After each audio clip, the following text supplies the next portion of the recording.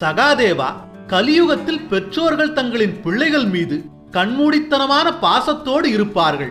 பிள்ளைகளின் மீது அவர்கள் கொண்டுள்ள அளவற்ற பாசத்தால் பிள்ளைகள் தவறு செய்தாலும் அதை பொருட்படுத்தாமல் பிள்ளைகளின் நெறிதவறிய வாழ்விற்கு தாங்களே காரணமாவார்கள்.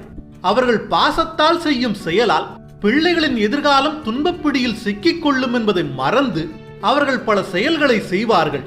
அதன் விளைவாக பிள்ளைகள் பல தவறான வழிகளில் துணிந்து சென்று துன்பக் கடலில் மூழ்கிப் போவார்கள்.